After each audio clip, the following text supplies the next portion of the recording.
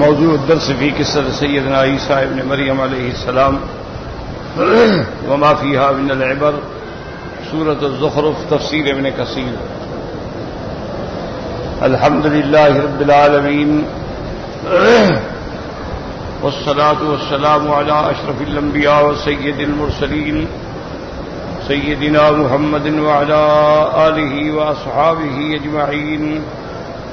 اللهم صل على سيدنا محمد وعلى آل سيدنا محمد كما صليت على إبراهيم وعلى آل إبراهيم في العالمين إنك حميد مجيد.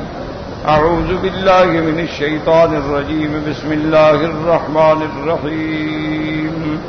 وإنه لعلم للساعة فلا تمترن بها واتبعون هذا صراط مستقيم ولا يصدنكم الشيطان إنه لكم عدو مبين. ولما جاء عيسى بالبينات قال قد جئتكم بالحكمة ولأبين لكم بعد الذي تختلفون فيه فاتقوا الله وأطيعون. إن الله هو ربي وربكم فاعبدوه هذا صراط مستقيم. فاختلف الأحزاب من بينهم فويل للذين ظلموا من عذاب يوم أليم. قال المؤلف والمفسر رحمه الله تعالى أدام النفع بعلومه وعلومكم في الدارين آمين إلى أن قال وقوله تبارك وتعالى ما ضربوه لك إلا جدلا أي مراء وهم يعلمون أنه ليس يوارد على الآية لأنها لما لا يعقل. وهي قوله تعالى إنكم وما تعبدون من دون الله حسب جهنم. ثم هي خطاب لقريش وهم إنما كانوا يعبدون الأصنام والأنداد ولم يكونوا يعبدون المسيح حتى يورده فتعين أن مقالتهم إنما كانت جدلا منهم ليسوا يعتقدون صحتها. اب اللہ تبارک و تعالی نے فرمایا کہ میرے محبوب یہ جو باتیں کرتے ہیں قریش محض جھگڑا ہے، محض فتنہ ہے، اس کی کوئی حقیقت نہیں، اور وہ بھی جانتے ہیں کہ حقیقت کوئی نہیں. ما ضربوه لك الا جدلا جدلا مانا مراء، ایک جھگڑا ایک فتنہ، ورنہ ان کو بھی حقیقت کا پتہ ہے. وهم يعلمون، وہ جانتے ہیں کہ اس آیت کے مطابق حضرت عیسیٰ علیہ السلام پر اس کا اطلاق نہیں ہوتا.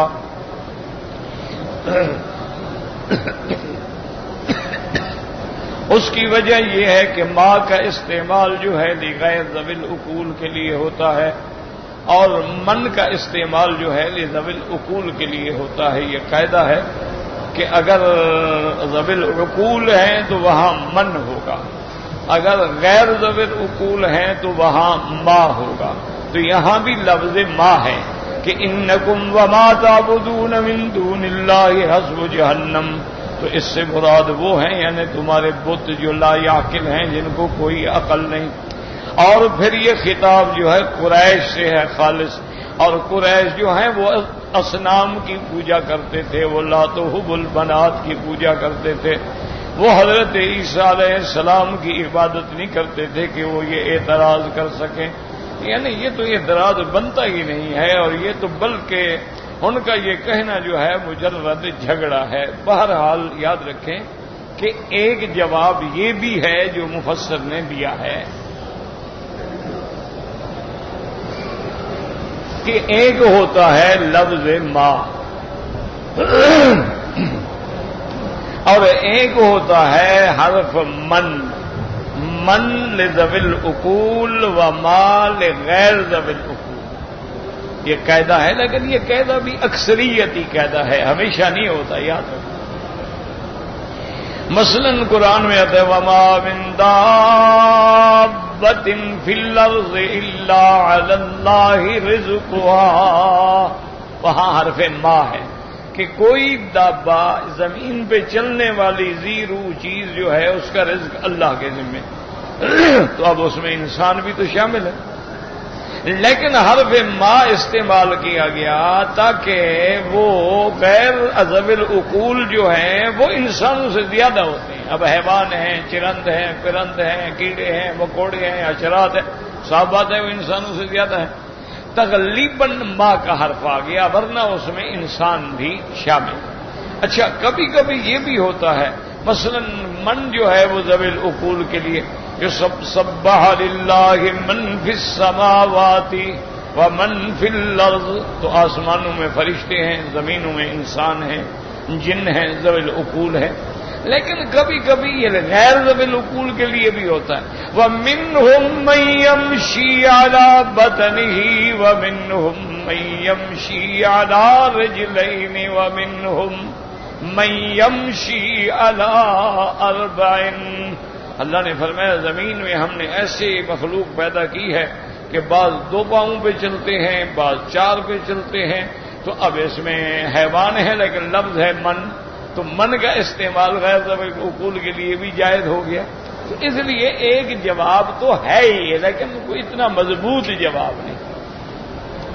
اصل جواب یاد رکھو یہ ہے کہ مشرکین اور جن کی وہ عبادت کرتے ہیں وہ جہنم میں جائیں گے اگر وہ اس عبادت پہ راضی ہیں اور کہتے ہیں کہ ہماری عبادت کرو۔ جیسے فرعون کہتا تھا انا ربکم الاعلی، تو فرعون جہنم میں جائے۔ جیسے نمرود کہتا تھا کہ انا احیی و امید، میں بھی زندہ کرتا ہوں اور مارتا ہوں، تو وہ بھی جہنم میں جائے گا۔ اسی طرح یعنی جتنے ما یعبد من دون اللہ ہیں اور وہ اس عبادت پہ راضی ہیں، لوگوں کو اکساتے ہیں، تو اس سے مراد کون ہے؟ شیاطین، یا وہ لوگ جو برملا کہتے تھے کہ ہماری عبادت کرو۔ اس سے وہ جو راضی نہیں، جو کہتا نہیں، بلکہ لوگوں کو توحید کی طرف دعوت دیتا ہے، وہ اس آیت کا مصداق ہو ہی نہیں سکتا۔ کیوں؟ حضرت عیسیٰ علیہ السلام تو اللہ کا پیغمبر ہے، وہ تو لوگوں کو اللہ کی توحید کی طرف دعوت دے رہے ہیں، تو وہ کیسے اس آیت میں آ سکتے ہیں؟ تو اصل جواب جو ہے وہ یہی ہے کہ انکم وما تعبدون من دون اللہ حسب جہنم، یعنی تم اور جن کی تم اللہ کے سوا عبادت کرتے ہو سب جہنم میں ہوں گے۔ کیا یعنی شیاطین؟ مراد کون ہے؟ یعنی اصنام، انداد، اور مراد کون ہے؟ وہ انسان جو غیر اللہ کی عبادت کی دعوت دیتے ہیں۔ فرماتی ہیں وقد قال الامام احمد رحمہ اللہ تعالی حدثنا ابن نمیر قال حدثنا حجاج بن دینار عن ابی غالب عن ابی امامۃ رضی اللہ عنہ قال قال رسول اللہ صلی اللہ علیہ وسلم ما ضل قوم بعد هدى كانوا عليه الا اورثوا الجدل ثم تلا رسول اللہ صلی اللہ علیہ وسلم هذه الآية ما ضربوا لك الا جدلا بل هم قوم خصمون۔ امام احمد رحمت اللہ علیہ نے اس سند کے ساتھ حضرت ابی امامہ رضی اللہ تعالی عنہ سے روایت کی ہے کہ سرکار دو عالم صلی اللہ علیہ وسلم نے فرمایا ما ضل قوم بعد ہدى، ہدایت آنے کے بعد، حق آنے کے بعد، صراط مستقیم جاننے کے بعد جو گمراہ ہوتے ہیں، پھر ان کے پاس جھگڑے کے سوا اور کچھ بھی نہیں ہوتا۔ کہ جب ہدایت آ گئی، حق آ گیا، باطل مٹ گیا، پھر بھی وہ حق پہ نہیں آتے، تو اب ان کے پاس کیا ہوتا ہے؟ بس جھگڑنا، کہ بات نہیں ماننی، لڑائی کریں گے، جھگڑا کریں گے۔ اور پھر حضور صلی اللہ علیہ وسلم نے آیت تلاوت فرمائی وقد رواه الترمذي وابن ماجه وابن جرير من حديث حجاج بن دينار به ثم قال الترمذي حسن صحيح لا نعرفه إلا من حديثه كذا قال وقد روي من وجه آخر عن أبي أمامة رضي الله تعالى عنه بزيادة وقال ابن أبي حاتم حدثنا حميد بن عياش الرملي قال حدثنا أبو أمل قال حدثنا حماد قال أخبرنا مخزوم القاسم بن أبي عبد الرحمن السامي النبي أمامة رضي الله تعالى عنه قال حماد لا أدري رفعه أم لا قال ما زلت أمة بعد نبيها إلا كان أول ضلالها التكذيب بالقدر وما زلت أمة بعد نبيها إلا أوتوا الجدل ثم قرأ ما ضربوه لك إلا جدلا بل هم قوم خصمون. اب مفسر رحمۃ اللہ علیہ فرماتے ہیں کہ ابن ابی حاتم نے ابی امامہ کی سند سے ایک حدیث روایت کی ہے، لیکن مجھے یہ پتہ نہیں کہ وہ حدیث مرفوعا عن النبی صلی اللہ علیہ وسلم ہے یا موقوف ہے. اس میں انہوں نے فرمایا کہ ما ضلت امت بعد نبیہا، اللہ کے پیغمبر آنے کے بعد، نبی آنے کے بعد، رسول آنے کے بعد، حق آنے کے بعد جو لوگ گمراہ ہوتے ہیں سب سے پہلے وہ اللہ کی تقدیر کا انکار کرتے ہیں، تکذیب بالقدر کرتے ہیں. وما ضلت امت بعد نبیہا، اور پیغمبر کے آنے کے بعد، حق آنے کے بعد جو انکار کرتے ہیں پھر ان کے پاس ما سوا جھگڑے کے کچھ باقی نہیں رہتا. الا اوت الجدل، پھر وہ جھگڑے کے وارث بنتے ہیں. وقال ابن جرير ايضا حدثنا ابو كريب قال حدثنا احمد بن عبد الرحمن عن عبادة بن عباد عن جعفر عن القاسم عن نبي امامة رضي الله تعالى عنه قال ان رسول الله صلى الله عليه وسلم خرج على الناس وهم يتنازعون في القرآن وغضب غضبا شديدا حتى كأنما صب على وجهه الخل ثم قال لا تضربوا كتاب الله بعضه ببعض فإنه ما ذل قوم قد إلا أوتوا الجدل ثم ترى ما ضربوه لك إلا جدلا بل هم قوم خصمون. اس حدیث مبارک میں آتا ہے حضرت ابی امامہ سے روایت ہے کہ ایک دن میرے آقا محبوب دو عالم صلی اللہ علیہ وسلم خرج علی الناس، آپ تشریف لائے تو صحابہ اور لوگ بھی بیٹھے تھے. وهم يتنازعون في القرآن، اور وہ جو تھے جھگڑا کر رہے تھے قرآن پاک کے اندر. حضور پاک نے جب دیکھا غضب غضبا شدیدا، آپ سخت ناراض ہو گئے، چہرہ ایسے ہو گیا وہ جیسے سرخ چہرہ ہوتا ہے. اور اس کے بعد فرمایا کیا کر رہے ہو، اللہ کی کتاب میں جھگڑتے ہو، اللہ کی کتاب کے اپنی طرف سے تعویلیں اور اپنی طرف سے آراء بیان کر رہے ہو. جیسے کہ آج کل دیکھیں اللہ تبارک و تعالی رحمت کرے، جتنے باطل فرقے ہوتے ہیں وہ بھی سارے اللہ تعالی کے قرآن کے اندر اپنے اپنے آراء، اپنے اپنے خیالات، اپنی اپنی رائے کے مطابق اس کے ترجمے کرتے ہیں، معانی کرتے ہیں. تو حضور غصے میں آ گئے. اس کے بعد آپ نے فرمایا کہ ما ضل قوم قط الا اوتوا الجدل، جو قوم گمراہ ہوتی ہے پھر وہ ان کا یہی حال ہوتا ہے کہ جھگڑتے رہتے ہیں. آپ نے فرمایا ما ضربوه لك الا جدلا بل هم قوم خصمون، یہ نہیں ہے مگر جھگڑنے والے. اب اللہ فرماتے ہیں کہ عیسیٰ علیہ السلام ہیں کون؟ فرمایا ان هو الا عبد انعمنا علیہ، یعنی عیسیٰ علیہ السلام ما هو الا عبد من عباد اللہ عز وجل انعم اللہ علیہ بالنبوۃ والرسالہ. عیسیٰ علیہ السلام اللہ کے بندوں میں سے ایک بندے ہیں، اللہ پاک نے ان کو نبوت اور رسالت عطا فرمائی.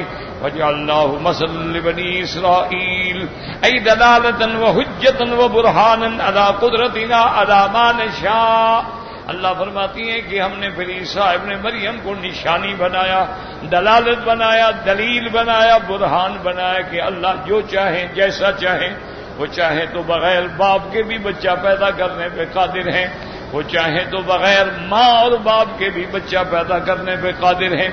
وقوله عز وجل ولو نشاء لجعلنا منكم ملائکۃ فی الارض یخلفون. اللہ نے چاہا کہ اگر ہم چاہیں تو تمہارے بجائے زمین میں فرشتے رکھ دیں.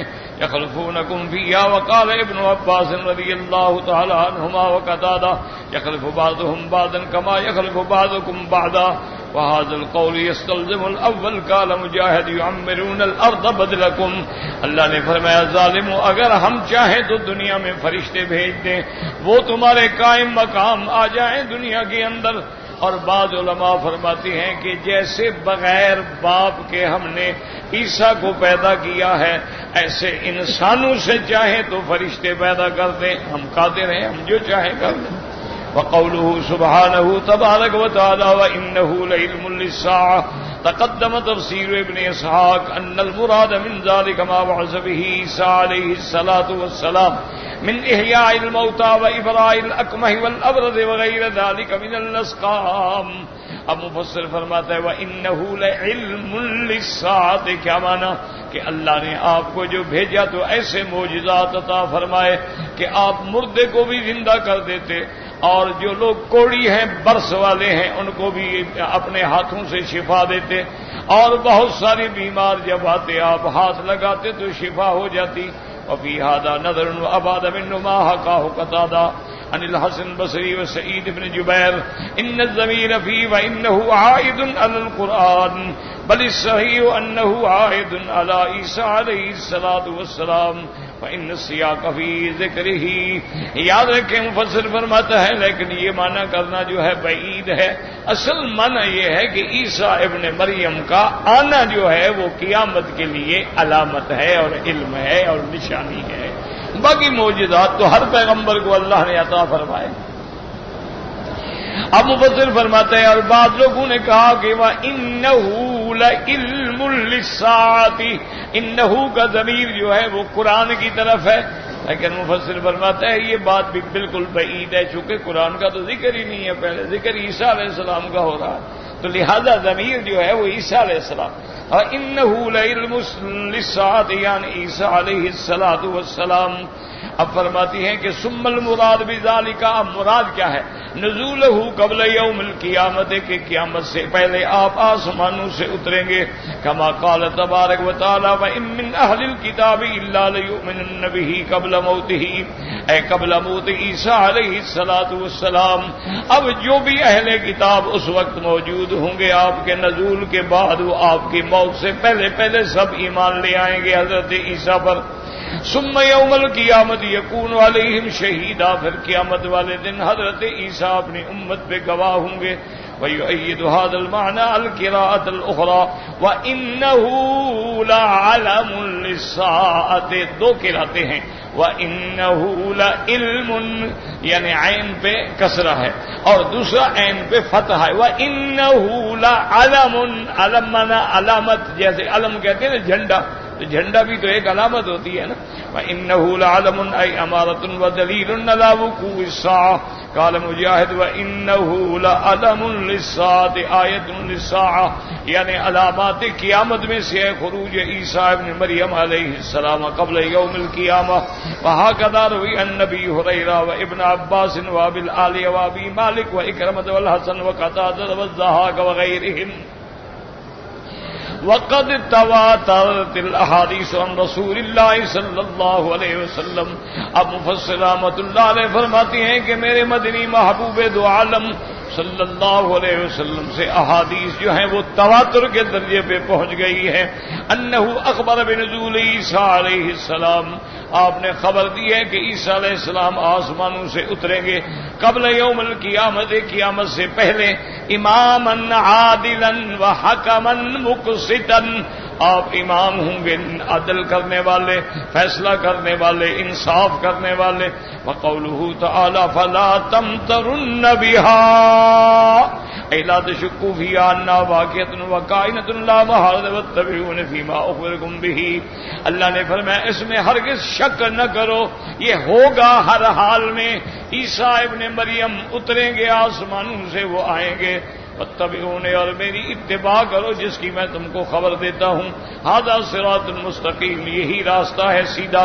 ولا یصدنکم الشیطان عن اتباع الحق، اور تم کو نہ روک دے شیطان حق کی پیروی سے.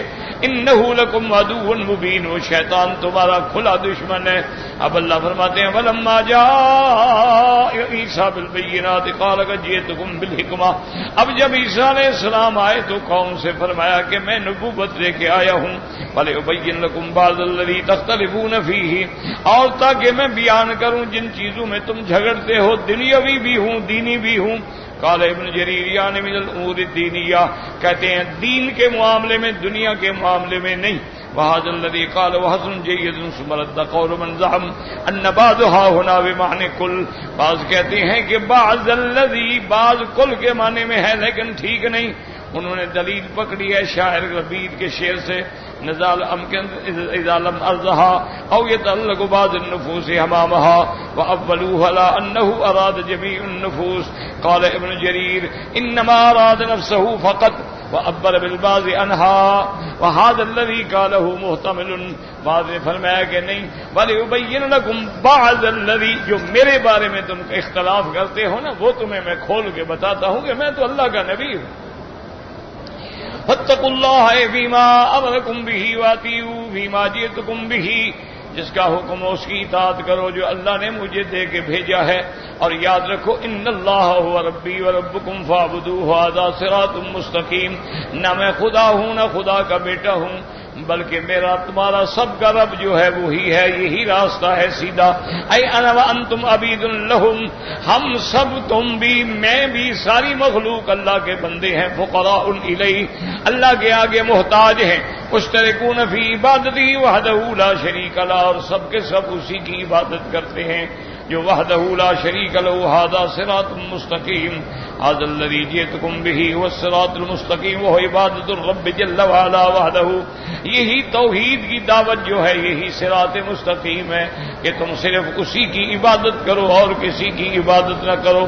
وقوله سبحانہ وتعالی فاقترب الاحزاب من بینہم اختلف الفرق وصاروا شیعا فیہ. تو حضرت عیسیٰ کے بارے میں بھی لوگوں کے اندر فرقے بن گئے, ٹولے بن گئے. شیعہ مانا ٹکڑے ٹکڑے, جماعتیں بن گئی. منہم من یقر, بعض ایسے تھے جو اقرار کرتے تھے بِأَنَّهُ عَبْدُ اللَّهِ وَرَسُولُهُ, اللہ کا بندہ ہے اور اللہ کا رسول ہے. وَمِنْهُمْ مَن يَدَّعِي أَنَّهُ وَلَدَ اللَّهِ, اور بعض کہنے لگے نہیں وہ اللہ کا بیٹا ہے. وَمِنْهُمْ مَن يَقُولُ أَنَّهُ اللَّهُ, بعض کہنے لگے نعوذ باللہ وہ خود خدا ہے. تعالی اللہ عن قولهم علوا کبیرا. ولہذا قال تعالی فویل للذین ظلموا من عذاب یوم علیم. اللہ نے فرمایا ہلاکت ہے ان لوگوں کے لیے جنہوں نے اپنی جان پہ ظلم کیا, جنہوں نے شرک کیا, جنہوں نے کفر کیا, جنہوں نے اللہ کے قرآن کا انکار کیا. ان کے لیے عذاب دردناک ہے قیامت میں. اللہم اجرنا من النار نسألک رضاک والجنۃ ونعوذ بک من سخطک والنار. میں نے کل عرض کیا تھا خدا کرے کہ آپ کے دماغ میں وہ باتیں یاد ہوں کہ جتنے دنیا میں باطل فرقے ہیں ان کے پاس اپنے دعوے پر کوئی دلیل نہیں. یاد رکھیں کہ کوئی دلیل پیش کرے, کوئی دلیل.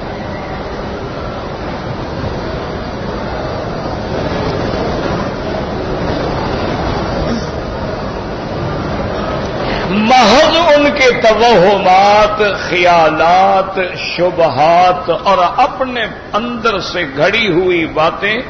اور سب سے بڑی دلیل ان کی کیا ہوتی ہے کہ بھئی ہمارا باپ دادا یہی کرتا تھا ہم بھی کر رہے ہیں. سب سے بڑی دلیل کہ انا وجدنا آباءنا علی امۃ, ہم نے اپنے باپ دادے کو اسی دین پہ پایا اور ہم اسی پہ چلتے اور کوئی نہیں. ایک یہ میں نے کل اسی لیے عرض کیا تھا کہ آج بھی دنیا میں جتنے باطل فرقے ہیں مثلاً شیعہ ہیں, خوارج ہیں, روافض ہیں, اثنا عشری ہیں, شش امامی ہیں, آغا خانی ہیں, ذکری ہیں, اہل احوا ہیں, اہل بدعت ہیں, جتنے ہیں دلیل کوئی بھی نہیں.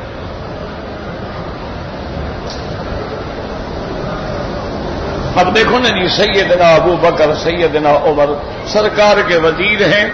حضور صلی اللہ علیہ وسلم نے فرمایا اللہ نے مجھے 4 وزیر دیے ہیں, 2 آسمانوں میں 2 زمینوں میں.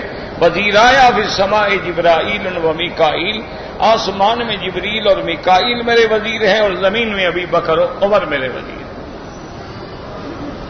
اللہ نے قرآن میں فرمایا کہ غار میں قوم 2 تھے, ایک ابو بکر ہے, ایک سیدنا محمد مصطفیٰ. سرکار نے اتنی بڑی بات بھی فرمائی کہ اگر میرے بعد کوئی نبی ہوتا تو عمر بھی نبی ہوتا. اب اتنے دلائل کے بعد کوئی آدمی ابو بکر عمر کو نہ مانے تو کوئی علاج ہے؟ سیدہ عائشہ صدیقہ پہ تہمت لگائی. لگانے والے کون تھے؟ منافق. صفائی میں اللہ نے قرآن نازل فرمایا جو قیامت تک پڑھا جائے گا. اللہ نے گواہی دی کہ محمد مصطفیٰ تمہاری بیوی پاک ہے، اور جنہوں نے تہمت لگائی ان کو 80 کوڑے مارے جائیں.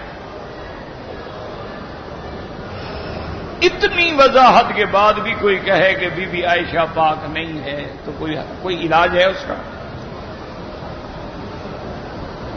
بھئی اللہ گواہ، نبی گواہ، قرآن گواہ نہیں مانتا، اب اس کا کیا کریں آدمی؟ اسی طریقے سے آپ دیکھ لیں کہ یعنی اتنی بڑی گواہی کے باوجود انہوں نے کتابوں میں لکھا ہے کہ بی بی عائشہ نعوذ باللہ پاک نہیں ہے، اور اگر ہمیں اقتدار ملا تو ہم بی بی عائشہ کو قبر سے نکال کے رجم کریں گے نعوذ باللہ. اب اس کا کیا علاج ہے؟ اچھا، اب اسی طریقے سے آپ دیکھیں کہ دوسرا فرقہ ان کا مخالف ہے، خوارج ہیں. وہ کہتے ہیں نعوذ باللہ حضرت علی مسلمان ہی نہیں ہے.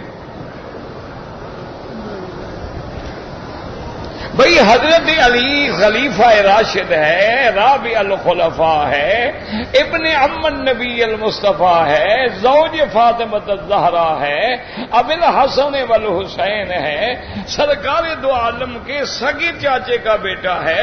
اور آپ نے فرمایا علی اور ہم ایک ہیں، ایک خون ہے، ایک قبیلہ ہے. اس کے باوجود بھی کہتے ہیں نہیں، یہ ہم مانتے ہی نہیں کہ علی مسلمان ہے.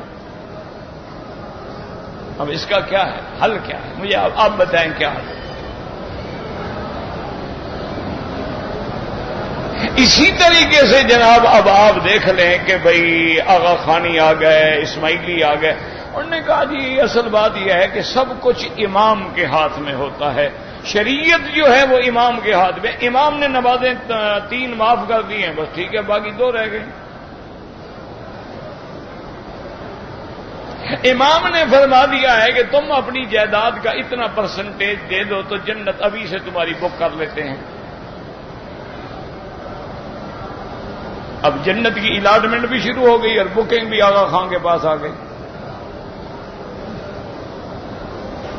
اور ان کا ظلم یہ ہے کہ اپنے اس امام کو ہر سال کبھی چاندی میں تولتے ہیں، کبھی سونے میں تولتے ہیں، کبھی پلاٹینم میں تولتے ہیں.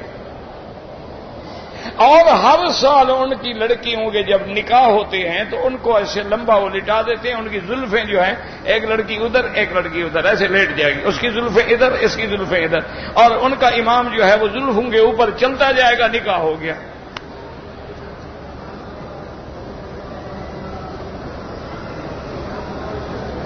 اب اس کا کیا علاج؟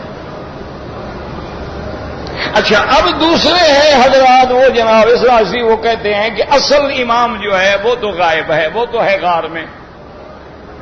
بھئی تم، انہوں نے کہا جی ہم کیا ہے، ہم تو نائب ہیں، اصل امام کا مصلی تو خالی. ایسے جب نماز پڑھائیں گے مصلی خالی رہے گا، کیوں؟ امام صاحب تو ہیں نہیں، یہ تو نائب ہے. بھئی اتنا عرصہ ہو گیا، امت تباہ برباد ہو گئی ہے، امام چھپا ہوا ہے. اچھا امام ہے بھائی. اچھا ابھی یہ قرآن کہہ رہے یہ بھی صحیح نہیں ہے، اصل قرآن وہ جی وہ غار میں ہے. اور چلو بھائی ہم فیصلہ کر لیتے ہیں، جب تمہارا قرآن آئے گا ہم اس پہ عمل کریں گے، جب تک نہیں آتا تم یہ اس پہ عمل کرو. یہ بھی نہیں مانتے. اب کیا علاج کیا ہے مجھے بتائیں. اسی طرح ہمارے اہل بدعت لوگ جو ہیں، جن کو اللہ معاف کرے بدعتوں میں گر گئے ہیں، ان کا بھی زور لگا لو. وہ کہیں گے جناب بالکل حضور کی محبت کا منع یہی ہے کہ 27ویں رجب کی رات میں آدمی خیراتیں کرے اور دیگیں چڑھائے اور حلوے تقسیم کرے اور پوریاں تقسیم کرے، اور 22 رجب کو امام جعفر کے کونڈے بنا کے تقسیم کرے. نماز پڑھے نہ پڑھے بس وہ جنت میں جائے گا.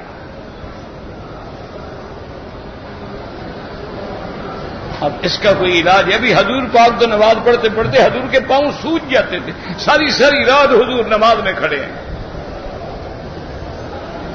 اور صحابہ کہہ رہے ہیں کہ یا رسول اللہ، اللہ نے جب کہہ دیا کہ میں نے آپ کی ہر چیز معاف کر دی ہے اور سب سے پہلے آپ جنت میں جائیں گے، تو آپ اتنی محنت فرما رہے ہیں کہ آپ کے پاؤں پہ ورم آ گئی ہے۔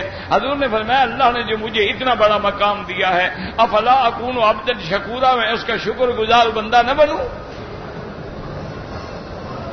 حضور کی ساری رات مصلے پہ گزر جائے، امام حسین کا کہتے ہیں سر سجدے میں کٹ جائے اور ان کے سر کو نیزے پہ لٹکایا جائے تو قرآن پڑھ رہا، اور ان کو نماز ہی نصیب نہیں۔ اب بتاؤ کیا کرے آدمی؟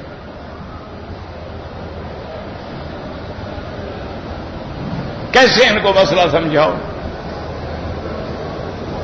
اچھا جی، دلیل محبت کیا ہے؟ ایک ہے رجبی شریف، ایک ہے میلاد شریف۔ 12 ربیع الاول کو 27 کی رات میں رجبی ہے، صلاۃ الرغائب ہے، اور اسی طرح اس کے بعد جناب یہ ہے کہ حضور کے نام پہ ہر سال میلاد ہے، اور بزرگوں کی وفات کی تاریخ کے مطابق ہر سال ان کا عرس ہے۔ یہ کرو گے تو تم پکے عاشق ہو، ورنہ تم وہابی ہو۔ ابھی اس کی دلیل کیا ہوگا؟ دلیل کا کیا مطلب؟ ہم کر رہے ہیں، ہمارا باپ آپ کرتا تھا، ہمارے باپ دادا یہی کرتے تھے، ہمارے بڑے بڑے بزرگ یہی کرتے تھے۔ وہی کافروں والی دلیل کہ ہمارے باپ دادے کا طریقہ ہی ہے۔ بھائی اللہ کے بندے، معراج ہے، میلاد ہے، حضرت ابوبکر ہے، حضرت عمر ہے، حضرت عثمان ہے، حضرت علی ہے، حضرت حسن ہے، حضرت حسین ہے، اہل بیت رسول ہے، کسی نے منایا ہے؟ وہ کہتے ہیں جی چاہے نہ منایا ہو ہم تو مناتے ہیں نا، بس ٹھیک ہے، محبت ہے۔ اب اس کا کیا علاج؟ اس لیے ہمیشہ یاد رکھو کہ جتنے باطل فرقے ہیں ان کے پاس کوئی دلیل نہیں، کوئی حجت نہیں، ضد ہے اور باپ دادے کا طریقہ۔ اور دوسری وجہ گمراہ ہونے کی یہ ہوتی ہے کہ جب کوئی چیز وہ انہونی دیکھتے ہیں نا،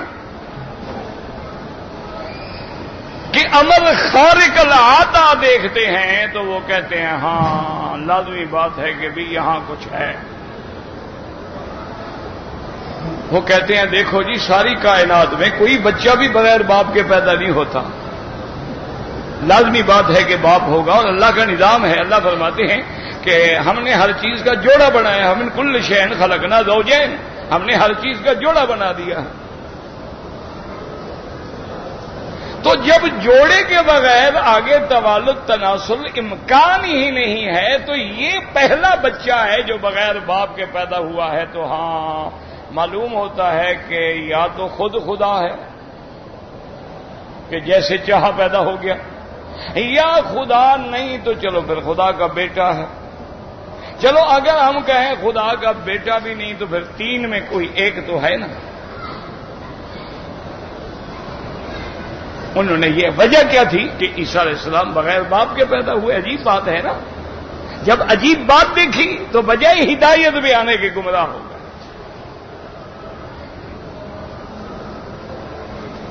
اسی لیے جب وفد نصارہ کا نجران سے 60 آدمی کا وفد، جن میں بڑے بڑے احبار ہیں، علماء ہیں، رہبان ہیں، اور عبد المسیح کی قیادت میں حضور کی خدمت میں آیا اور انہوں نے کہا یا محمد صلی اللہ علیہ وسلم، ہم آپ سے بات کرنا چاہتے ہیں، کیونکہ سمجھدار تو تھے نا، نصرانی عقل تو رکھتے تھے۔ انہوں نے کہا اب سارا مکہ سارا علاقہ فتح ہو گیا، ہم بھی نہیں بچ سکتے، تو حضور سے جا کے بات کریں۔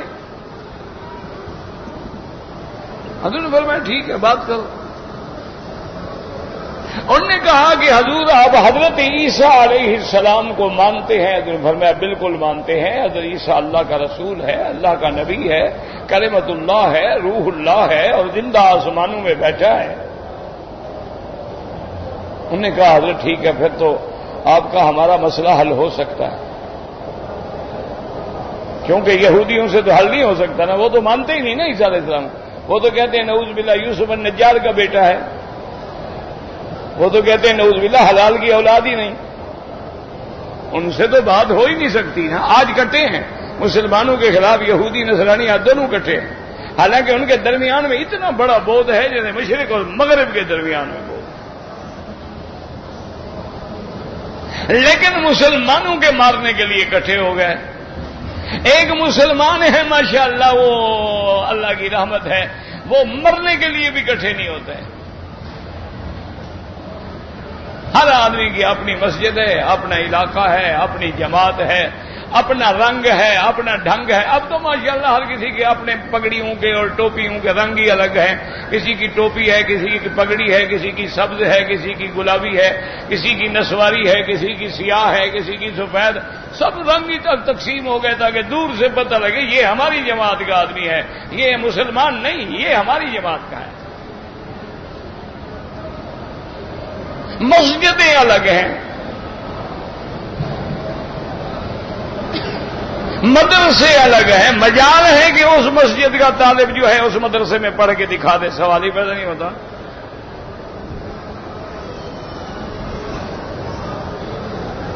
تو اب جناب سمجھیں کہ جب نصرانیوں نے یہ بات کی حضور سے، انہوں نے کہا حضور آپ مانتے ہیں تو آپ سے بات ہو سکتی ہے، بس ہمارا ایک سیدھا سادہ سوال ہے کہ یا تو عیسیٰ ابن مریم کے علاوہ آپ ہمیں دنیا میں کوئی بندہ بتلائیں جو بغیر باپ کے پیدا ہوا ہو۔ یہ دیکھیں نا، ایک انہونی تھی نا کہ بغیر باپ کے بچہ پیدا ہو گیا۔ یا تو آپ ہمیں دوسرا بندہ دکھائیں یا پھر ہماری بات مان لیں کہ وہ اللہ کا بیٹا ہے۔ اللہ تبارک و تعالیٰ نے قرآن نازل فرمایا، اللہ نے جبریل کو بھیجا کہ جائیں میرے مدنی کے پاس قرآن لے کے جائیں۔ تو اللہ نے قرآن اتارا کہ میرے نبی میں آپ کو جواب دیتا ہوں، میں وحی اتارتا ہوں، میں القاء کرتا ہوں، بس آپ زبان مبارک سے پڑھ لیں۔ ان مثل عیسیٰ عند اللہ کمثل آدم خلقہ من تراب ثم قال له کن فیکون۔ اللہ نے فرمایا میرا بدری ان ظالموں سے کہو کہ پاگلو، عیسیٰ کی مثال کو دیکھو اور آدم کو بھی دیکھو۔ عیسیٰ کا تو باپ نہیں ہے، آدم کا تو نہ باپ ہے نہ ماں ہے، اس کو میں نے مٹی سے پیدا کیا ہے۔ اگر باپ نہ ہو یہ خدا کا بیٹا بن گیا، تو جس کا باپ ہی نہیں ماں بھی نہیں وہ تو پھر خدا بن گیا نا، یہ پھر اسی کا بیٹا بنے گا نا۔ اس کا تو نہ ماں ہے نہ باپ ہے۔ کمثل آدم خلقہ من تراب، جس کو ہم نے مٹی سے پیدا کیا ہے اور کلمہ کن سے پیدا کیا ہے، اس کو کسی حمل سے پیدا نہیں کیا، اس کو کسی کی ماں کے بطن میں نہیں ٹھہرایا، بلکہ ہم نے اس کو بنا کے حکم دیا کن فیکون، ہو گیا۔ اور اللہ نے فرمایا دیکھو ہوا جو ہے وہ ہم نے حضرت آدم زندہ انسان ہے، حضرت آدم سو رہے ہیں، اللہ نے اپنے حکم سے، اپنی قدرت سے، اپنی شان سے، شان تخلیق سے، شان خالقیت سے حضرت آدم کی بائیں پسلی سے زندہ بی ہوا کو پیدا کر دیا۔ اچھا حضرت آدم علیہ السلام جی اٹھے نا جناب، دیکھا عورت بیٹھی ہوئی ہے، اچھا وہ پیدا بھی ایسے کر دیا، یہ نہیں کہ دودھ بھی تھی بچی تھی، مکمل عورت باہر بیٹھی ہوئی ہے۔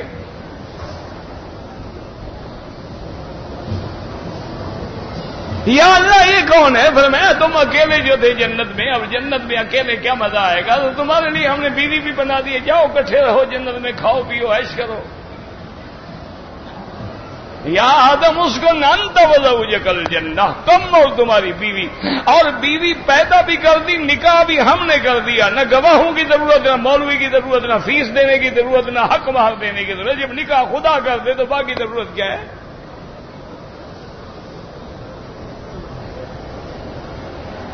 یاد رکھو دنیا میں دو نکاح ہیں جو عرش سے ہوئے ہیں، ایک آدم کا نکاح ہے اور ایک حضرت محمد مصطفیٰ کا نکاح ہے۔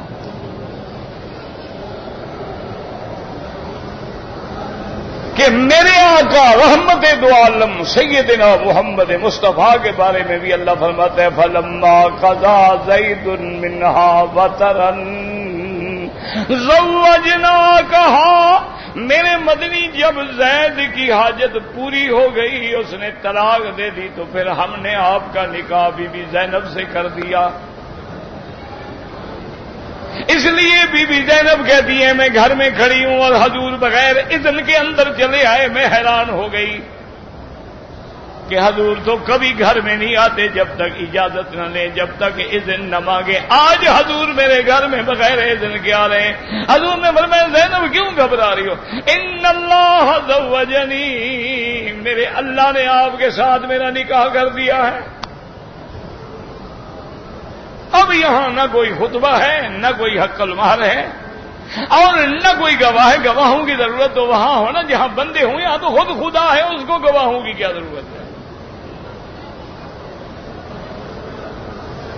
اسی لیے بی بی زینب تمام بیویوں سے کہتی تھی زوج کننا آباؤ کننا. عائشہ، حفصہ، ام حبیبہ، ام سلمہ، تمہارا بڑا شان ہے، لیکن تمہارے نکاح تمہارے ماں باپ نے کر کے دیے ہیں اور میرا نکاح خدا نے کیا ہے محمد مصطفیٰ سے.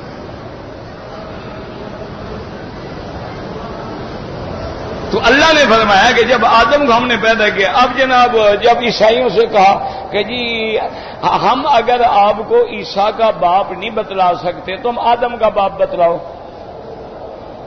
چلو ہم عیسیٰ کی ماں تو بتلا رہے ہیں نا، تم آدم کی ماں بھی بتلا دو. باپ بھی انہوں نے کہا جی وہ تو نہیں. انہوں نے کہا تو پھر مان لو اللہ کی مرضی ہے، اللہ چاہے بغیر باپ کے پیدا کر دے. انہوں نے کہا حضور چلو ہمیں سوچنے کی مہلت دیں. اب جواب تو ہے نہیں نا، اسی لیے میں نے آپ سے کہا تھا نا کہ باطل فرقہ کوئی انہونی چیز دیکھنے کے بعد فوراً چکر میں آ جاتا ہے، لیکن جواب تو کوئی نہیں ہوتا نا. اسی طرح جیسے کوئی لوگ ہیں اولیاء اللہ کی کرامت دیکھی، انہوں نے انہی کو خدا بنا لیا. ان کے ہاتھ پہ اللہ نے کسی کرامت کا اظہار کر دیا. ان کا او دیکھا جی مرشد جو چاہے کر دے. حالانکہ یاد رکھو انبیاء کا معجزہ برحق، انبیاء اور نبی اولیاء کی کرامت برحق، لیکن نہ معجزہ نبی کے ہاتھ میں ہوتا ہے نہ کرامت ولی کے ہاتھ میں ہوتی ہے.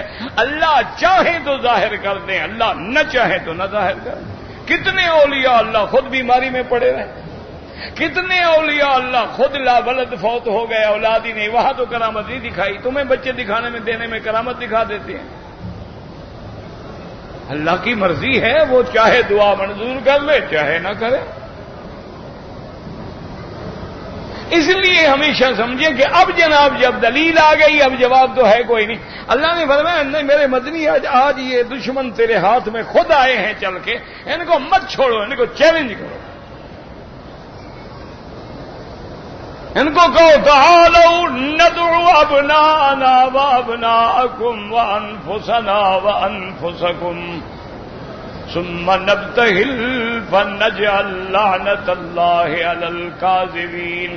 اللہ کے نبی نے فرمایا ہو نصرانی ہو عبد المسیح، آؤ تم بھی اپنے خاندان کو لے آؤ، میں بھی اپنے خاندان کو لے آتا ہوں. باہر میدان میں کھڑے ہو جاتے ہیں، اللہ سے دعا کرتے ہیں، عاجزی کرتے ہیں کہ یا اللہ جو جھوٹا ہے اس میں لعنت کر، اس کو ہلاک کر دیں. آؤ مقابلہ کرو.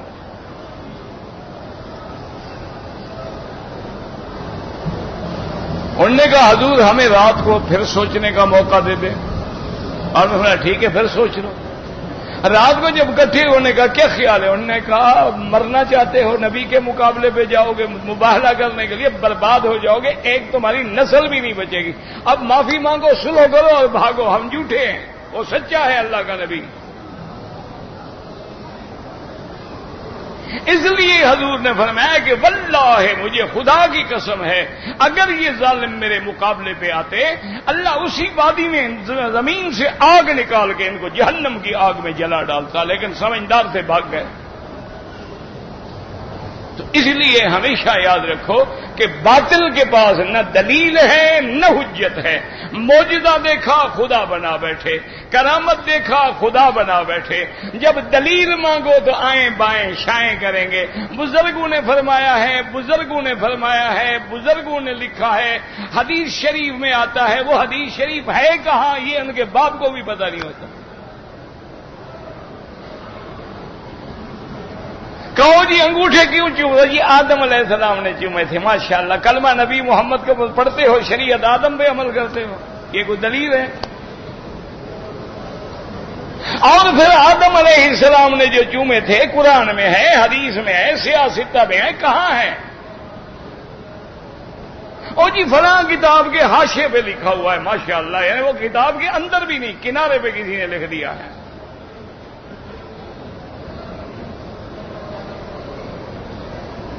اور جی آدم علیہ السلام نے حضور کے واسطے سے دعا مانگی تھی، دلیل؟ اور جی کتاب وہ بھی قرآن نے جو خود بتلایا ہے کہ ہم نے آدم کو یہ دعا سکھلائی، ربنا ظلمنا انفسنا وان لم تغفر لنا وترحمنا لنکونن من الخاسرین۔ اب ہم قرآن کو مانیں کہ تیری بات مانیں، کہاں جائیں مجھے بتاؤ؟ اس لیے ہمیشہ یاد رکھیں کہ باطل کے پاس کبھی دلیل نہیں ہوتی، کبھی حجت نہیں ہوتی، یہ الٹے لٹک جائیں اپنی بدعت کو ثابت نہیں کر سکتے، لیکن ضد ہے چھوڑیں گے نہیں۔ اس کا علاج یہی ہے، اللہ سے دعا کریں کہ اللہ ہدایت دے۔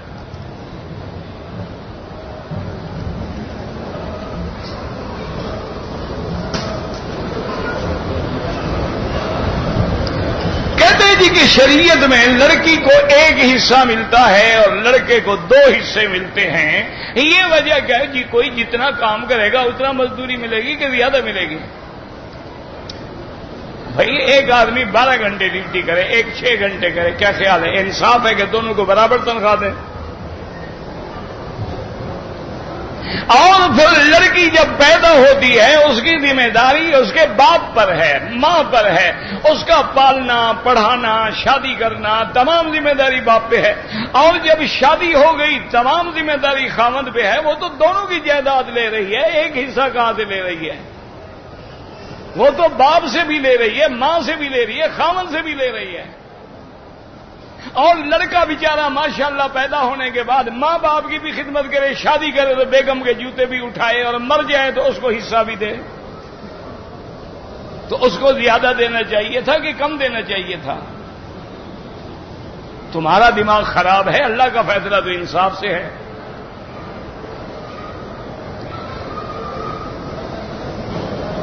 کہتے ہیں جی کہ اگر بیٹے کا انتقال ہو جائے، اس کی بیوی کو، اولاد کو میراث سے محروم کیا گیا ہے، کس نے کہا ہے آپ کو؟ باپ کی موجودگی میں بیٹا مر گیا، تو جب باپ کا مال بیٹے کے پاس آیا نہیں تو نیچے کیسے جائے؟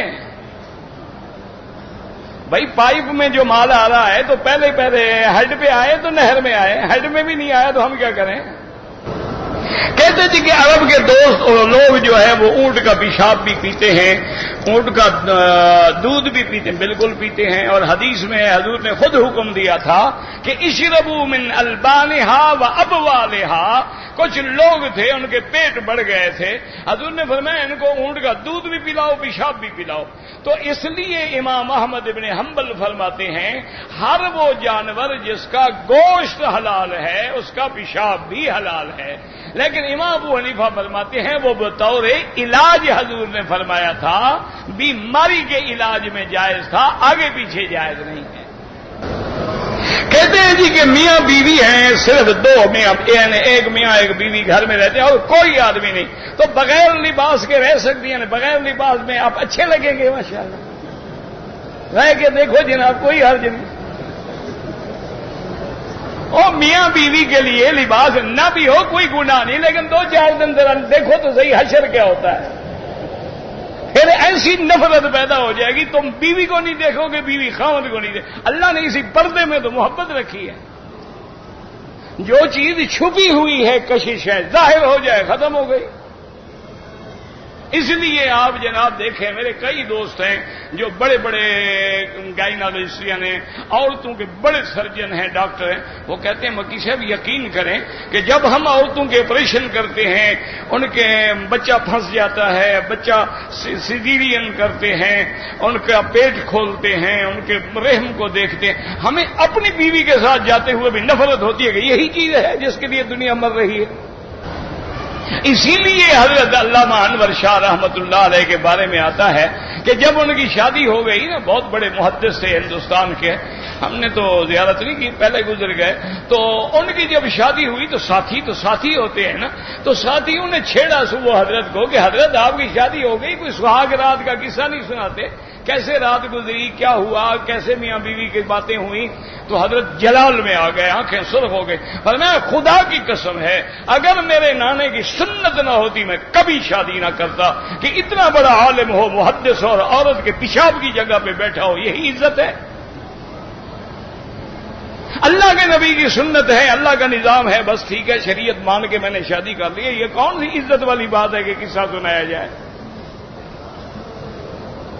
اسی لیے بی بی عائشہ کہتی ہیں تم تو ننگے رہنا چاہتے ہو نا. بی بی عائشہ کہتی ہیں واللہ ما رأى منی، ساری زندگی محمد مصطفیٰ نے میرے بدن پہ نظر ہی نہیں ڈالی. تم کلمہ نبی کا پڑھتے ہو، رہنا ننگا چاہتے ہو، پھر گھر میں کیوں رہتے ہو؟ باہر نکلو انگریزوں کی طرح، لوگ فائدہ اٹھائیں. بیچ پہ آؤ، سن بات لو، لوگوں کو نظارہ کراؤ.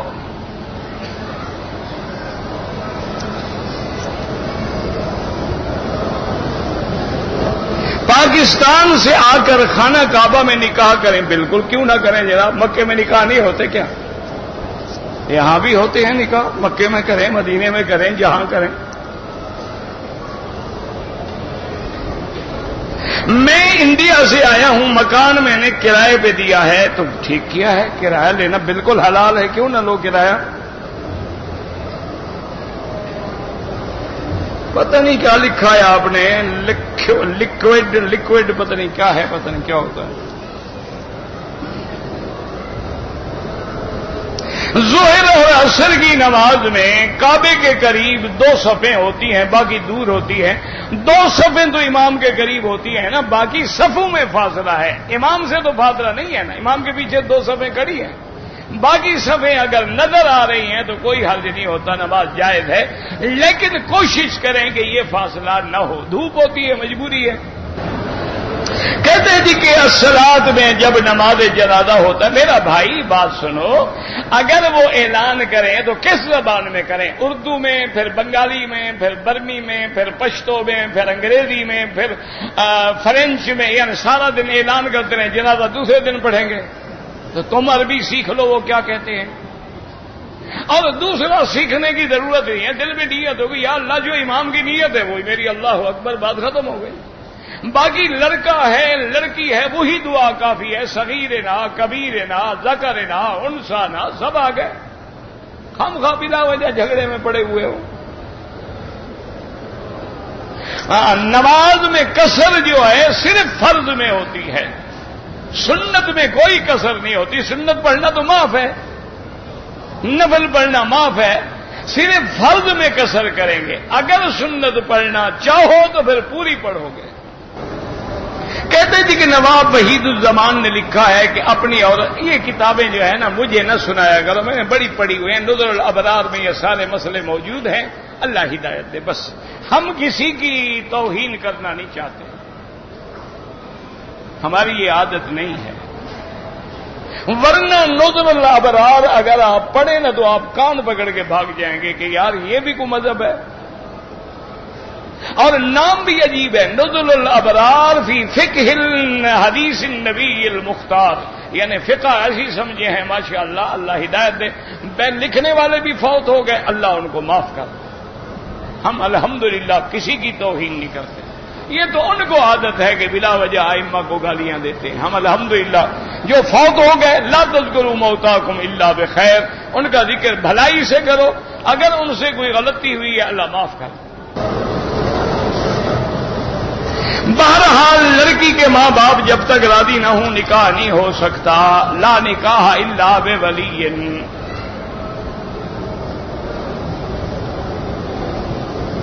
کہتے جی کہ عربی لوگ نماز پڑھتے ہیں، فرض پڑھتے ہیں، سنتیں نہیں پڑھتے. آپ ان کے ساتھ گھر گئے ہیں، جا کے دیکھا ہے یا نہیں پڑھتے؟ ان کو پتہ ہے سنت گھر میں پڑھنا افضل ہے، وہ اپنے گھروں میں پڑھتے ہیں. تمہاری طرح جاہل تو نہیں ہے وہ تو سنت حضور پاک ہمیشہ سنت نفل گھر میں پڑھتے تھے. تم تو مسافر ہو، کہاں جاؤ، تمہیں تو پڑھنی ہے مجبوراً. باقی رہ گئی دعا مانگنا. دعا کے لیے ضروری نہیں ہوتا کہ ہاتھ اٹھائے جائیں, بغیر ہاتھ اٹھا کے بھی مانگے. آپ ان کے ساتھ بیٹھے سنیں, وہ مانگ رہے ہیں اللہم انت السلام منک السلام تبارک یا ذا الجلال والاکرام اللہم لا مانع لما اعطیت ولا معطی. یہ دعا نہیں تو کیا گالیاں دے رہے ہیں؟ تمہاری دعا ہوتی ہے جب تک لوگ نظارہ نہ کریں. دعا کیا ہوئی؟ دعا تو بندے اور رب کے درمیان ہے, لوگوں کو دکھانا ہے کیا؟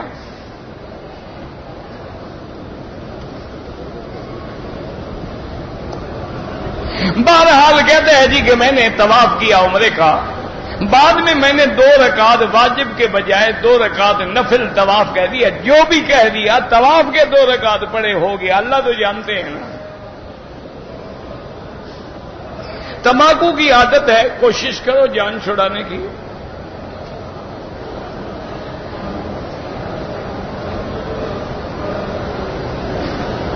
حرم میں آنے پر ہر روز طواف ضروری ہے؟ کوئی نہیں, نفلی عبادت ہے. اللہ ہمت دے ہر نماز کے بعد کرو, نہ ہو سکے کوئی مسئلہ نہیں. جس عورت کے پاس 80,000 روپے کا سونا ہے زکات دے گی؟ بالکل دے گی جناب.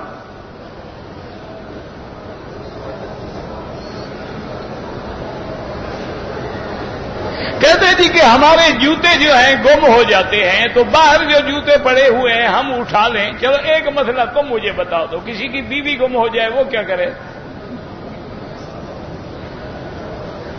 بھائی تم بھی تو پڑھے لکھے مفتی ہو ماشاءاللہ. ایک آدمی کی بیوی گم ہو گئی, جس کی بیوی ملے اٹھا لے. یعنی بڑی چیز حرام ہے, چھوٹی چیز حلال ہے؟ کیا مطلب ہے؟ بالکل حرام ہے کہ کسی کے جوتے اٹھا لو. اپنے عمرے کو جوتوں کے لیے ضائع کرتے ہو, کپڑے میں لپیٹ کے اپنے ساتھ رکھو. اس لیے حضور نے فرمایا ہے نماز اکیلے پڑھ رہے ہو تو بائیں طرف رکھ دو, اگر ادھر آدمی کھڑا ہے تو 2 ٹانگوں کے درمیان میں جوتے رکھ کے نماز پڑھو. ہم جناب جہاز میں بیٹھ گئے, احرام بھی ہم نے باندھ لیا, نیت ہم نے نہیں کی. نیت ہم نے کہا میقات پہ کریں گے, میقات جہاز والے بتائیں گے, جہاز والے بھی نہ بتایا, ہم بھی ماشاءاللہ سو گئے. تو جتنے میں آگے نیت کی, 1 بکری دم بھی ادا کرو اور میقات کا عمرہ بھی کیا. جب تم نے احرام باندھا تھا وہی لبیک بھی پڑھ لیتے, لبیک اللہم لبیک لبیک لا شریک لک لبیک, بس بات ختم ہو گئی.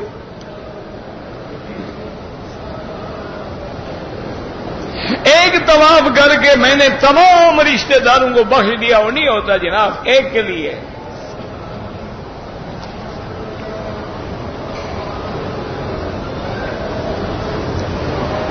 اگر میں نے 7 چکروں کے بجائے بھول کے 8 چکر لگا بیٹھا کوئی حرج نہیں, طواف ٹھیک ہو گیا.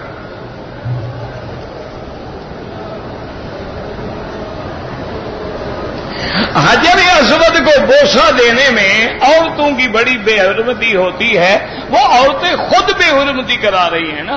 جب اسلام کہتا ہے دور سے اشارہ کرو, بات ختم. اسلام تو عورت کو یہ اجازت بھی نہیں دیتا جیسے وہ اشارہ کرتی اللہ اکبر اللہ اکبر. یہ تو حرام ہے, وہ تو سینے سے زیادہ ہاتھ اٹھا ہی نہیں سکتی. اسلام کہتا ہے ہاتھ زیادہ نہ اٹھاؤ, تم جا کے ٹکرے مارتی ہو مردوں سے, اس کا کیا علاج ہے؟ جتنا بوسے دینے کا ثواب ہے اتنا اشارے کا ثواب ہے. کہتے جی کہ تبلیغ میں کہتے ہیں کہ 49 کروڑ ثواب ملتا ہے, تو تم کچھ کم کر دو. تمہارا کیا خیال ہے؟ چلو 9 کروڑ کر دیں نا. تم جتنا اللہ کے دین کو گھٹا سکتے ہو گھٹاؤ, کاٹتے رہو کاٹتے رہو. ہاں اللہ کہتے ہیں یضاعف لمن یشاء, میں جس کے لیے جتنا چاہوں بڑھا دوں. تم گھٹانا چاہتے ہو گھٹا دو. اگر کوئی مر گیا ہے یا کوئی زندہ ہے معذور ہے, اس کے لیے عمرہ کرو. جو زندہ ہیں تندرست ہیں ان کے لیے دعا کرو, اللہ ان کو نصیب کرے. انہوں نے غلطی کر کے جدے سے احرام باندھا ہے تو دم پڑ گئی 1 بکری. ہر حال میں دم دینا ہوگا جب اللہ پیسے دے دے, کوئی ضروری نہیں کہ جلدی دو. بہرحال 8 دن مکے میں اور 8 دن مدینے میں نماز قصر پڑھو گے. بہرحال طواف نفلی عبادت ہے, کر سکو الحمدللہ, نہ کر سکو کوئی بات نہیں. اپنی بلڈنگ بینک کو نہ دیں تو بہتر ہے, لیکن اگر دے دیں تو کرایہ آپ کے لیے حلال ہے, لیکن بہتر یہ ہے کہ نہ دیں.